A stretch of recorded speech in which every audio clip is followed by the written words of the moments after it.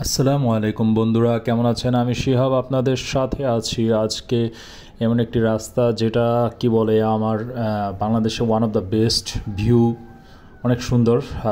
জঙ্গল, তার মধ্যে দিয়ে পাহাড়, এর মধ্যে দিয়ে রাস্তা, এর মধ্যে দিয়ে বাইক রাইড, মানে বাইকারদের জন্য কি বলে সবচেয়ে বেস্ট রোড। রোডের অন্যরকম একটা সৌন্দর্য, সেটা হচ্ছে জঙ্গলের মধ্য দিয়ে বাইকটা রাইড করে যাওয়া আর প্রচুর পরিমাণে কর্নারিং।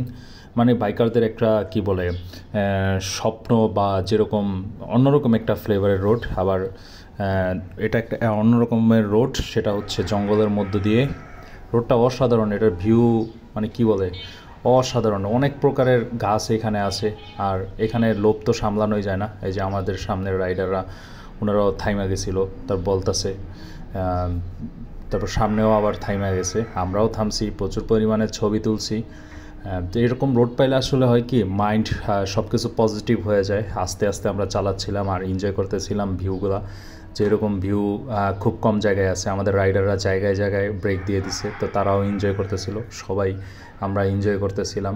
এরকম রাস্তা নিরিবিলি, কোনো শব্দ নাই, একটু পরপর গাড়ি আসে, আর এরকম কর্নারিং।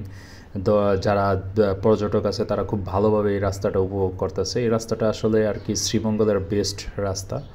এই রাস্তায় প্রকৃতিটা অন্যরকম, জঙ্গল ওই দিয়ে, মাঝে মাঝে একটু পরপর কাঠবিড়াল তো আছেই, তার সাথে সাথে বানরও দেখা যায়।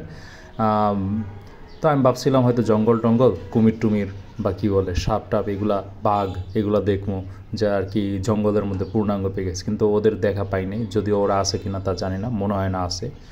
তো তার মধ্যে যা দেখছি সেটাই খুব ভালোই ছিল। এর মধ্যে দিয়ে চলতেছি, এনজয় করতেছি। আর রাস্তাটা কি অসাধারণ রাস্তা, অনেক সুন্দর, নিট অ্যান্ড ক্লিন, কোনো ভাঙ্গা টাঙ্গা কিছুই নেই।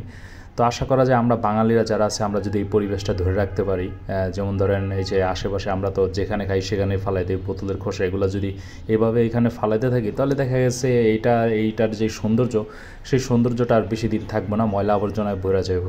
তো আমরা চেষ্টা করবো, আমরা সচেতন নাগরিক হিসাবে, যে পরিবেশটা কীভাবে সেফ রাখা যায়। তাহলে এই পরিবেশটাও কি আমাদেরকে অনেক সুন্দর একটা এনভায়রনমেন্ট দেবে।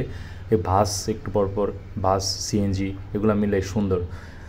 তো আমরা চেষ্টা করবো, আমরা যেখানে যাই, যেখানে ঘুরতে যাই, পরিবেশটা যাতে বজায় থাকে, পরিবেশটার যাতে ভারসাম্যটা নষ্ট না হয়। তাহলে সেই ক্ষেত্রে আমাদের পরিবেশটাও আমাদেরকে কি ওর বেস্ট আউটপুটটাই দিব।